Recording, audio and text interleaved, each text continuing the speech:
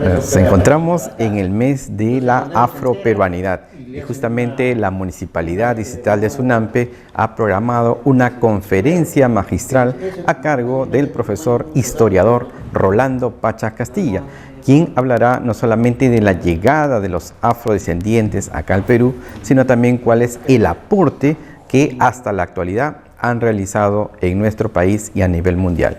Para el programa Chincha en la Historia. En decimista, en poetas, hay mucho, ¿no? El literato, el decimista Roque, ¿no? En Pueblo Nuevo tenemos muchos jóvenes, ¿no? Que son decimistas, que ser decimista no es cualquiera, pues tiene que dar rienda suelta a su pensamiento, a su creación, a su invención, a su descubrimiento. Necesita de la inteligencia, ¿no? En el caso de deporte necesita más, ¿qué le digo? No estabilidad física, ¿no? Resistencia muscular, etcétera, ¿no? Entonces, esa parte de aporte en cuanto a la ciencia y la cultura, ¿no?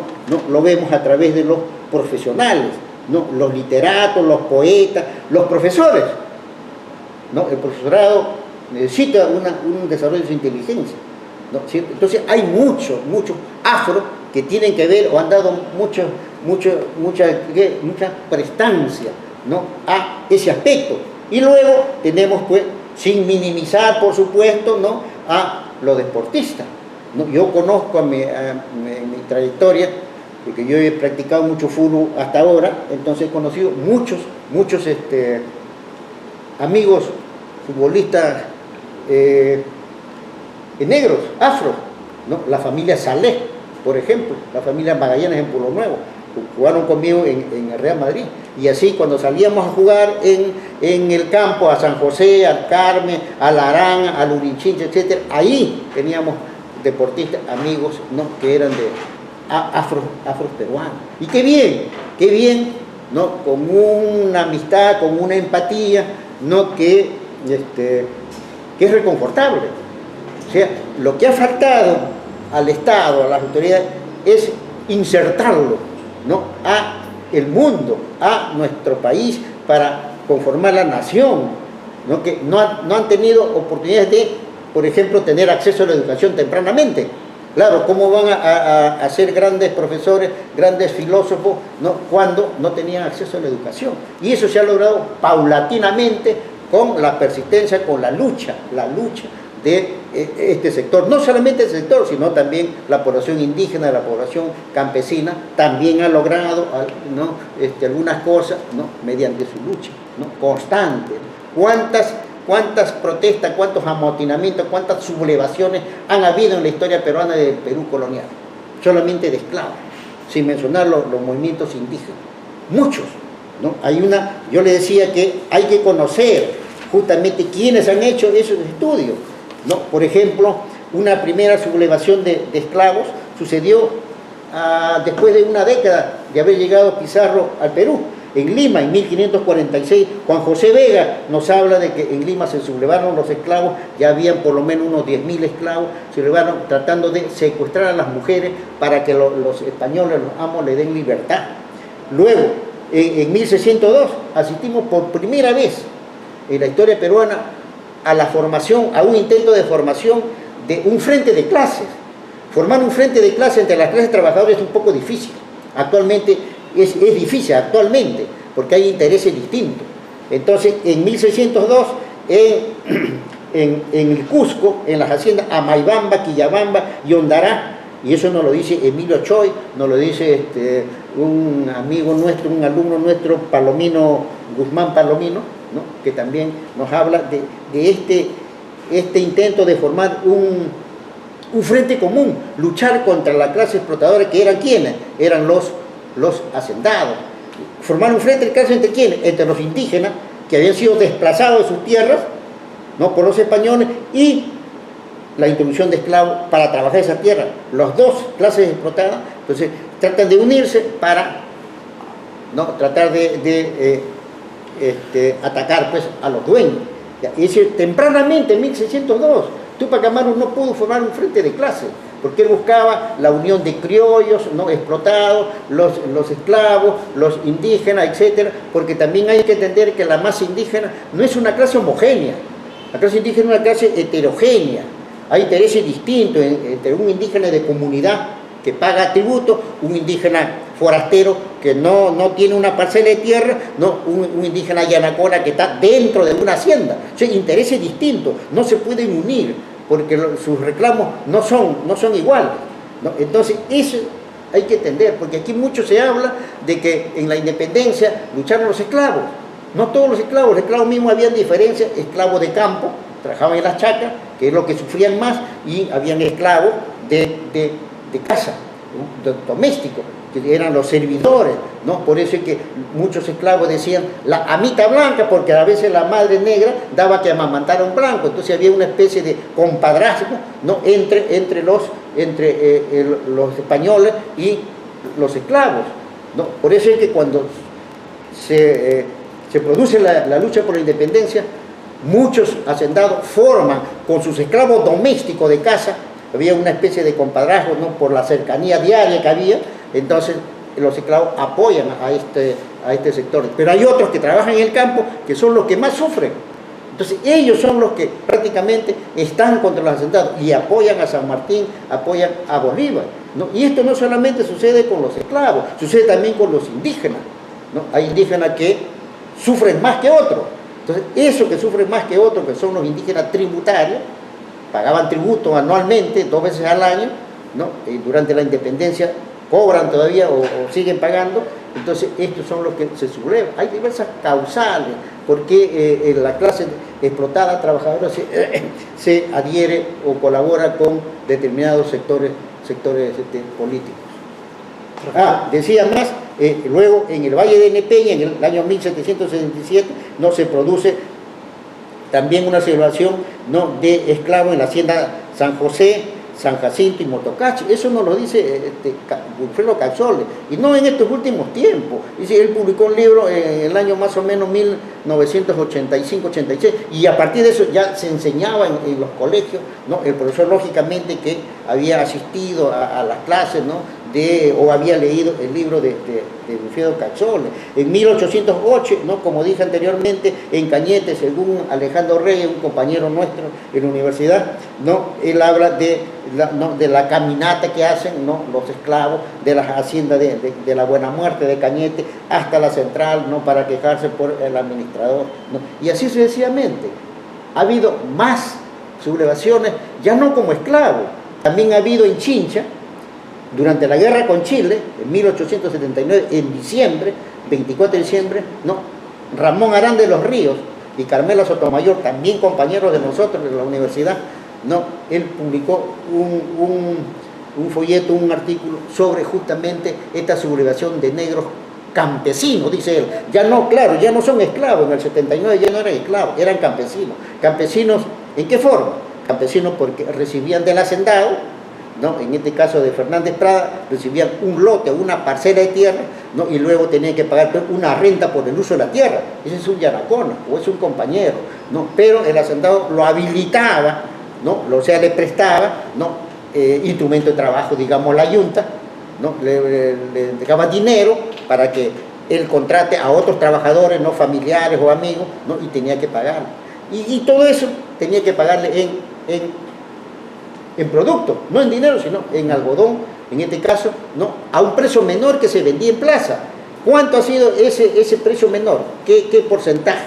O sea, si el algodón, el arroba estaba a un sol en el mercado, ¿no? El hacendado obligaba que le entregaran a 80 centavos, el 20%, ¿no? O así, una serie de astucias de los hacendados. Entonces al final, ¿no? El yanacón, el trabajador, quedaba endeudado, porque su parte mismo que le correspondía, digamos, de 100 arrobas, pagaba 70 arrobas y le quedaban para él 30, ¿no? Esos 30 estaba obligado a vendérselo al dueño, ¿no? En esa cantidad, ¿no? Menor del precio de plaza. O sea que al final se quedaba endeudado. Entonces por eso se protesta y se subleva los esclavos en Larán, en San José, en Hoja Redonda, ¿no? Y matan a los dueños, algunos de ellos, otros se salvaron, a los administradores o empleados, etc. ¿No? Aquí en Chincha ha habido una contradicción, ¿no? Entre el terrateniente, el hacendado y los esclavos, que en otros lugares la contradicción principal no ha sido, ¿no? Entre los esclavos y y los dueños de la tierra, los hacendados, sino han sido, no, en ese caso en Pisco, los chinos. Aquí en Chincha no hubo muchos chinos. Yo por lo menos lo que conozco es que en la hacienda Larán hubo unos 50 chinos. Sin embargo, en Pisco, en las haciendas, hubieron, en la mayoría de las haciendas, hubieron chinos. Entonces esos chinos, como eran sobreexplotados, entonces se sublevaron contra los hacendados, ¿no? Aquí no vemos sublevación de chinos, aquí vemos sublevación de negros. No vemos sublevación de indígenas. Ojo, nativos no. Tampoco, ¿por qué? Porque el nativo chinchano estuvo justamente en los anexos del cercado del distrito de Chincha, la ciudad de Chincha Alta, ¿no? En los anexos de Condorillo, Ñoco arriba, Ñoco abajo, Acequia Grande arriba, Acequia Grande abajo, Sunampe, Grosso Prado, allí estuvo la población nativa con su pequeña parcela. Y usted sabe que cuando uno es dueño de una pequeña parcela de tierra, ¿no? Vive feliz, porque trabaja y vive de lo que él produce, y donde no está obligado a levantarse, ¿no? A las 6 de la mañana, no ir a trabajar, ¿no? Si fuera en una hacienda, sí, a las 6 de la mañana tenía que estar, si no el dueño no lo recibía o no le pagaba. Acá no, acá el nativo chinchano de Grosso Prado tuvo muchas formas de supervivencia. Una de ellas fue pues mediante el mantenimiento y la explotación de su propia tierra. Por eso es que el chinchano hasta ahora, cuando tiene su parcela, pues si quiere el día lunes trabaja, ¿no? O si no el viernes, viene el sábado chico, ¿cierto? Comienza a festejar. ¿Eso por qué? Porque tiene de qué vivir, no está obligado, ¿no? Entonces esas son particularidades que hay que conocer. ¿Qué reflexión podemos tener entendiendo ya que la cultura afroperuana nos ha dado a grandes artistas, grandes poetas, grandes deportistas, la gastronomía nos ha dado ideas de revolución, de cambio, de transformación, de protestas para buscar hacer una sociedad cada vez más justa? ¿Qué reflexión nos puede dar y qué avisora usted para esta cultura afroperuana que debe tener una interrelación, coordinación, coherencia con toda la sociedad?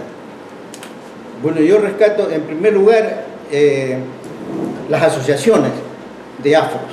Hay muchas asociaciones, ¿no? Donde se unen ellos para ver su situación actual y sobre todo su futuro, su presente y su futuro. Es muy interesante. Ellos luchan, ¿no? Con sus propias agremiaciones. Eso es muy importante. Y luego, ¿no? Que el Estado pues le dé cabida, que lo integre, ¿no? A la conformación de esta nación que tanta falta, ¿no? Nos hace, ¿no? Y luego, ¿no? Tratar de buscar pues nuestra identidad. Qué bien que hoy día en muchos rubros de la ciencia y la cultura ya están siendo reconocidos. Pero eso, repito, no porque las autoridades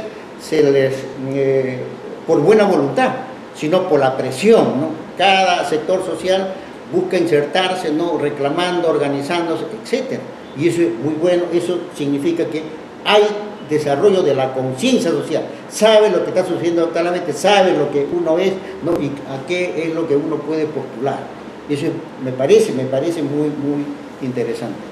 Profesor Rolando Pachas, importante el tema que nos viene mencionando. Hemos iniciado una primera etapa donde vimos la cruda realidad, cómo llegaron de África hacia el continente americano mediante lo que ha sido el esclavismo, luego cómo se asentaron las vidas en las haciendas. Nos ha mencionado un poco más allá también de su vida cotidiana, desde el trabajo duro, forzado, obligado, que llevaron por culpa del esclavismo que se vivió, y en base a ello también, como lo diría Gordon Childe, ¿no? Hablando de cultura, la cultura es la expresión del hombre o las diversas manifestaciones para adaptarse a su medio. Y es así como usted nos ha expresado que los afrodescendientes han sabido en su momento tener rebeliones, revueltas, han sabido utilizar también parte de la gastronomía del entonces, o sea, de cuando hablamos de las vísceras, de diversas cosas que no usaban los hacendados para su dieta diaria, ellos lo utilizaron y hoy es parte de nuestra vida cotidiana en la gastronomía. Asimismo también nos ha comentado ya usted sobre los diversos aspectos en el deporte, en la ciencia. Y hoy ha resaltado algo muy importante porque en el día, como lo mencionó el profesor Carlos Monaico, en estos días que vivimos del siglo XXI, estamos en el marco del Bicentenario de la Independencia también, y ya comienzan a verse actores, por ejemplo, principales de una película que sea afrodescendiente, ¿no? Por ejemplo, o en puestos importantes que antes no se veía, y usted ha destacado algo muy importante, gracias a la organización que han tenido ellos para poder reivindicar todos sus derechos. Queremos cerrar con el tema de Chincha, porque Chincha a nivel de país se conoce mucho como un lugar donde hay muchos afrodescendientes, y más allá de su vida cotidiana, de sus culturas, de sus costumbres, quizás el mensaje final de cómo revalorar y sobre todo sentirnos orgullosos, identificar y que lo afrodescendiente también es parte de nuestra gran diversidad cultural como peruanos. Sí, un aspecto creo que también es interesante, es importante, es el aporte, la participación que tuvieron durante la independencia, ¿no? Sin embargo, a pesar de todos los sacrificios y la muerte de algunos jefes o líderes esclavos, como Ildefonso, como Hilario Pío, como el sargento Bolívar, etc., ¿no? Sin embargo, creo que no se le ha dado todavía el sitial que le corresponde. Ildefonso, Hilario Pío, que son dos actores casi desconocidos. Sobre Ildefonso y Hilario Pío poco se ha hablado, salvo de Ildefonso, que bueno, que no es un descubrimiento actual, porque muchos, ¿qué le digo? Muchos comunicadores sociales, muchos periodistas, a veces al hablar sobre estos líderes, más o menos que se apropian de su investigación, de las ideas. Ya yo señalé que en cada uno de estos hay detrás una serie de investigadores, y sin embargo a veces no lo citan a estos investigadores, pasan de alto, no como que ellos han descubierto, y no es así, y eso se llama ética profesional. Hay que ser ético, ¿no? En el sentido que yo tengo que respetar, ¿no?, quienes han trabajado antes que uno, ¿no?, quienes han descubierto. No, yo no soy descubridor del Apolo, hay otros que me han antecedido. En Hilario Pío y el Hilario Pío y Ildefonso, etc., ya muchos han hablado anteriormente, no ahorita. Hilario Pío ahorita, por ejemplo, es el nuevo integrante ya de los héroes, ¿no? Pero Hilario Pío, ya de los años 90, nosotros en la universidad hablábamos de Hilario Pío. Ya, claro, no de repente de manera general, ¿no? Pero hay que tener en cuenta eso, mucha importancia. Un gran aporte de los esclavos fue, ¿no?, entonces durante la independencia. Sin embargo, los jefes libertadores San Martín, ¿qué hizo a favor de la esclavitud? Cuando San Martín llegó, desembarcó en septiembre, el 8 a Pisco, el 8 de septiembre en Pisco. ¿Cuándo dio la libertad de esclavos? ¿Cuándo un decreto ley para beneficiar al esclavo? Inmediatamente, y habiendo recibido mucho apoyo de los esclavos, en productos, en personas, como guías, etc. Sin embargo, tenemos que esperar casi un año, julio del 21, después de la declaratoria de independencia, San Martín da un decreto ley de la ley de vientres. ¿Cuándo? En agosto, 10 de agosto, si no me equivoco, del 21. Casi al año. O sea, no le reconoció inmediatamente su sacrificio. El primer decreto ley que da San Martín sobre los esclavos es antes incluso del 28 de julio, es un 20 de julio, un 20 de julio de 1821. ¿Y qué dice? Dice que todos los esclavos que han huido de las haciendas deben volver a su centro de trabajo. Igual que el ganado que utilizaba el ejército o había huido, deben volver. ¿Eso qué significa? Simple y llanamente que San Martín apostaba por no afectar al esclavo, o digo al hacendado, porque le estaba devolviendo todo aquel que no regrese en 5 días a su trabajo, será multado, será castigado, etc. En vez de decir, bueno, ya eres libre. No, la dictadura de la esclavitud no es entonces desde la guerra de San Martín. Entonces, ¿cómo podemos decir que San Martín apoyó a los esclavos? San Martín y Bolívar entre 1821, julio del 21 hasta el 24 y 25, da como, ¿cuántas leyes? Da como decretos leyes, como 20 más o menos. Algunas tienen que ver con manumisión incluso. O sea, le da libertad a un esclavo huido de una hacienda siempre y cuando se integra al ejército, pero San Martín le reconoce el pago, el valor del esclavo huido. Al esclavo que le da libertad, San Martín le paga. ¿Cuánto le paga al hacendado? 100 pesos. O sea, desde sus inicios, San Martín más bien apoya a los hacendados, a los dueños de esclavos. Y no esperar simplemente hasta 1854 cuando se da la ley de manumisión de la Revolución de Castilla. O sea, hubo manumisión. Manumisión es cuando el Estado paga la libertad al dueño. Eso ya San Martín lo hacía. Entonces, ¿eso qué quiere decir?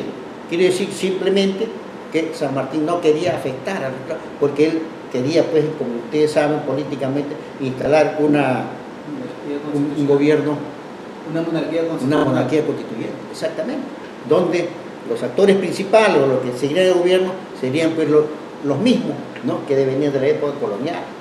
Entonces, hay que analizar en ese sentido, ¿ya? Igual que hizo con los indígenas, el tributo indígena. ¿Cuándo decreta la abolición del tributo indígena?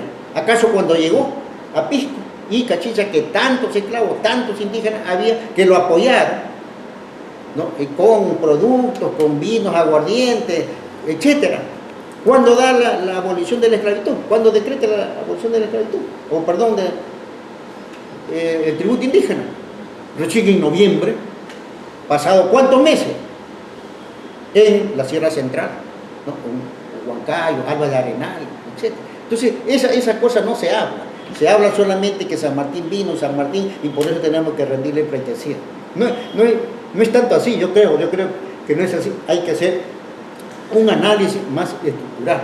Bien, la verdad que usted, maestro, nos ilustra y nos invita a investigar para conocer en su profundidad y en su amplitud la historia nuestra, y luego de ese conocimiento comprender, y esa comprensión nos va a llevar a un debate, a una polémica, a una conversación, de tal forma que esto lo pueden hacer las autoridades, también los profesores, para que con sus alumnos se pueda analizar, ¿no?, parte por parte, se pueda sintetizar, se pueda hacer un resumen, luego también se pueda dar una opinión, ¿no?, qué les parece, y luego de ello ya tener sus propias ideas en donde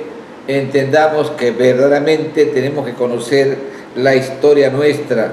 Bien, mi estimado maestro Rolando Pachas Castilla, esta charla magistral que usted nos da el día de hoy, aprovechando el Día de la Cultura Afroperuana, que nos conlleve a todos a unificar criterios, como usted planteaba, la unidad, la organización, el trabajo, la producción, el bienestar y la justicia social entre todos, para que haya equidad y podamos nosotros en verdad tener una vida de calidad en bienestar de todos nosotros. Muchas gracias, señor.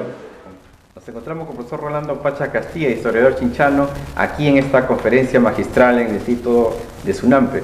Profesor, justamente en este mes de la afroperuanidad, ¿nos podría comentar cómo llegan los negros aquí al Perú, desde cuándo y cuál fue su principal labor o labores que realizaron a la llegada? Bueno, los negros africanos de las costas occidentales llegaron a partir del viaje de Pizarro, el tercer viaje de Pizarro en 1532, ¿no? Conjuntamente con Almagro. ¿No? Los negros llegan acá como esclavos, ¿no? Consentido por el contrato de Panamá del 26 de julio de 1529. Ahí en ese tratado, en ese contrato se decía que los conquistadores, los jefes conquistadores tenían el derecho de introducir esclavos hasta en un número de 50, ¿no? Una tercera parte de mujeres.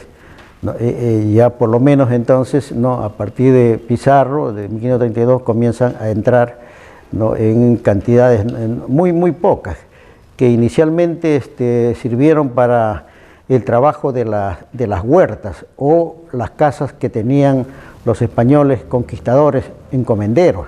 Ahí trabajaron los esclavos, en las pequeñas huertas, no, porque las haciendas o la gran propiedad todavía no estaba en funcionamiento, no, los obrajes no estaban en funcionamiento. ¿No? Estos son centros económicos que comienzan recién a funcionar, en el caso de los obrajes, hacia 1545, ¿no? Unos 10 años y más. ¿No? También las haciendas, no hay grandes haciendas, entonces el esclavo inicialmente actúa como un trabajador, ¿no? Que es explotado en las huertas o estancias de los pequeños, de los primeros españoles conquistadores. ¿No? Y aquí se tiene noticia de, según Frederick Boxer, que es un extranjero que ha hecho un libro muy interesante sobre la esclavitud en América desde sus inicios. No, él nos habla que la primera mujer esclava que pasó por Chincha fue la esclava Margarita, ¿no? Con Almagro, con destino hacia el sur, hacia Chile, porque a Almagro le habían dado pues la gobernación de Nueva Toledo. Entonces después ya comienzan a llegar más esclavos, ¿no? Paulatinamente, pero en la mayoría de las haciendas, como no producían para el mercado externo, entonces cada hacienda tenía escasamente un número de 8, 9, 10. Y con esa cantidad uno no puede explotar una gran propiedad, no puede producir en cantidades fabulosas para un mercado externo. Entonces los esclavos realmente comienzan a ser explotados intensivamente, ¿no? A partir del siglo XVII y sobre todo XVIII, ¿no? Cuando ya se forman las haciendas. Las haciendas son fenómenos económicos, ¿no? Que según Manuel Burga, ¿no? Recién comienzan a ser tales, ¿no? A fines del siglo XVIII, ¿no? A fines del siglo XVIII, ¿no? Cuando cada hacienda tiene pues 200, 300, 400, hasta 500 esclavos.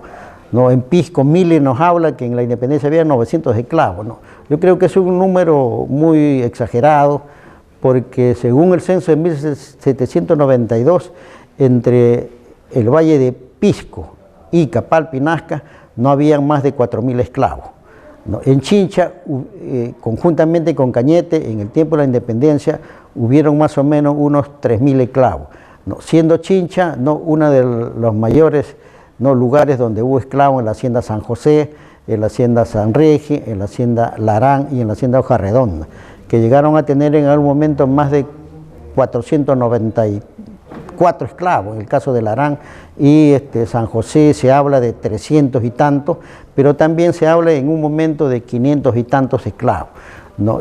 Sobre todo los esclavos estuvieron pues ligados a la producción de azúcar. El azúcar se cultivaba aquí en la mayor parte de las haciendas costeñas, sobre todo entre Palpa, entre Nazca, ¿no? Viniendo hacia el norte, ¿no? Cañete, Chincha, Cañete, ¿no? Lima, había muchas haciendas azucareras, ¿no? Esto más o menos hasta fines del siglo XIX, y luego pues la producción de azúcar se traslada por una serie de factores, como la inversión de capital, como el agua, ¿no?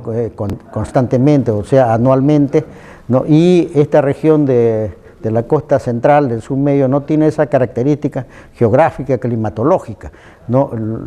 Hay una diferencia con el norte, que sí, los ríos son de régimen regular, tiene agua todo el año. Entonces el azúcar necesita justamente agua todo el año para producir. Por eso es que ya en el siglo XX, ¿no? El azúcar mayormente se produce en la hacienda de Casagrande, en la hacienda de Chiclín, en la hacienda Roma, etcétera, ¿no? Que paulatinamente van a pasar a manos del capital extranjero, ¿no? En el caso de Gil de Meiser, por ejemplo, ¿no? En el caso de los Aspillegas, de la hacienda Cayaltí, etcétera. Entonces, el esclavo ha sido importante pues hasta su manumisión en 1854. Después ya no son esclavos, son siervos o simplemente vasallos que viven como yanaconas, como compañeros al interior de una hacienda, ¿no? Que lógicamente son explotados, ¿no? Y por eso es que se producen una serie de levantamientos, una serie de amontonamientos, sublevaciones, etcétera, que muchas veces significa la muerte de los dueños o la muerte de los empleados, los administradores, capataces, etcétera. Profesor Rolando, también es importante manifestar que vinieron de diversas etnias del África, incluso príncipes llegaron en calidad de esclavos. ¿Y cómo se podría manifestar ello? Bueno, el África, sobre todo, que es descubierta a mediados del siglo XV, o sea, 1440, 1450, con los portugueses que descubren, pues utilizaron una serie de mecanismos para la captura del esclavo. Incluso muchos príncipes, ¿no? Muchos jefes de las etnias, ¿no? Capturaban a sus propios hermanos y luego lo cambiaban o lo vendían, ¿no? Por productos no europeos, ¿no? O sea, fueron las mismas autoridades, ¿no? africanas que vendían o capturaban en campañas, ¿no? a sus propios hermanos, por su escaso desarrollo cultural. Ellos vivían todavía en un comunismo primitivo final, ¿no? Muchos no conocían la agricultura, etcétera. Entonces salen millones y millones de esclavos, no por los portugueses, después por los holandeses y finalmente por los ingleses. Y justamente van a ser los ingleses en el siglo XVIII fines que van a tratar de criticar este sistema de explotación del hombre por el hombre, ¿no? Y justamente los ingleses van a ser los primeros opositores, ¿no? Se forman algunas asociaciones, algunas agremiaciones que van a estar contra la esclavitud, justamente porque Inglaterra pues vive en esos entonces la primera revolución industrial, desde 1750 a 1800 y tanto, la primera revolución industrial. Y uno sabe que una fábrica, ¿no? Una industria no puede trabajar en esclavo. Un esclavo no es rentable para el capitalismo. Por eso se dan, ¿no? Leyes paulatinamente de libertad de los esclavos. Entonces el esclavo ya en Inglaterra deja de ser, ¿no? Y en otros países ya en América Latina ya van a ser dado su libertad hacia 1846, 47 en Centroamérica, y aquí en el Perú tardíamente, ¿no? En 1854. En Estados Unidos incluso es más tardío, ¿no? Es 1862, ¿no? Con la guerra de secesión norteamericana, etcétera, ¿no? Por eso digo que han habido muchas sublevaciones, muchos amotinamientos a lo largo ¿no? del siglo XVI, XVII, XVIII. ¿No? Yo detallaba, ¿no? algunas sublevaciones del 1545, 1602, 1767, 1808, etcétera, ¿no? Y eso está plasmado en algunas investigaciones de amigos, ¿no? historiadores como Wilfredo Caxoli, Alejandro Reyes, ¿no? ¿Quién más? Palomino o Guzmán Palomino, Carlos Aguirre, don Pablo Macera, que ha sido uno de los principales, ¿no? investigadores sobre la esclavitud en el Perú. Profesor, se habla también mucho del negro y de Alfonso como héroe de la independencia, pero también quizás usted ha mencionado a Hilario Pío, también es un héroe afrodescendiente. Sí, hay documentos, ¿no? oficiales de lo que cumplieron estos líderes que formaron algunos grupos montoneros guerrilleros, por ejemplo los infernales, ¿no? Por ejemplo los inocentes, ¿no? Y sobre Ildefonso, el que nos habla más, por lo menos que conozco, la única fuente es Miller, ¿no? Y sobre Miller se han escrito a veces, o sobre Ildefonso se han escrito a veces algunas cosas exageradas, inventando, sobre todo literatos, poetas, inventa, no está documentado, ¿no? Por lo menos lo que yo conozco es el primer tomo de Miller, memorias, ¿no? Allí se habla, ¿no? Y describe, porque Mille fue designado como jefe de los guerrilleros, entonces él conoció de cerca, ¿no? Cómo vestían, ¿no? Su accionar, su psicología, su comportamiento, etc. Sobre Hilario Pío, también, yo en los años 90 ya escribí un artículo sobre Hilario Pío, ¿no? Y también ahora sobre el sargento Bolívar, ¿no? Que son líderes, ¿no? De la independencia, que poco se conoce. Hilario Pío, ya en la colección documental ha permitido pues conocer, ahora cualquiera puede investigar porque puede bajar de internet esta fuente, pero antes era difícil, pues, porque internet no existía, ¿no? Y uno, el investigador, tenía que acudir pues, a los archivos a revisar, ¿no? Los originales, los documentos manuscritos, ¿no? Y tratar de interpretarlos, etc. Hilario Pío es un esclavo, ¿no? Que se integra al Ejército Libertador de San Martín, ¿no? Que luego es capturado, ¿no? San Martín lo salva cuando viene, le da su libertad, le da su carta de libertad, pero esta carta de libertad después es perdida, es destruida por uno de sus dueños de ahí de Pisco, del Mazo, ¿no? Y vuelve a ser esclavo, ¿no? Y luego ya finalmente él presenta algunos documentos de haber trabajado, no tanto en la costa como en la sierra, con Arenales, con Tomás Guido y con otros jefes libertadores. Él no señala, afirma que él ha trabajado o ha estado al lado con esos jefes libertadores.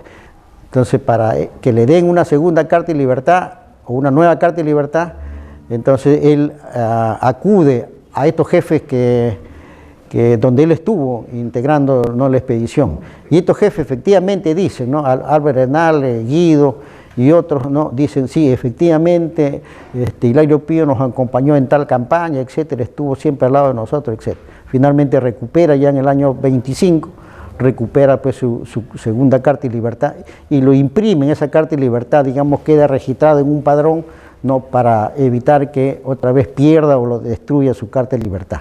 Eso es más o menos la función que cumple la participación de Hilario Pío. Y después Sargento Bolívar, que también está por historiar, conozco algunas cosas, también estuvo siempre reclutando milicianos. Él los entrenaba y una vez entrenados ya estaban aptos para integrarse al Ejército Libertador, ¿no? O sea, le enseñaba la estrategia de la guerra, etcétera. Muchas gracias, profesor Rolando, y felicitaciones por su ponencia. Gracias, Carlos.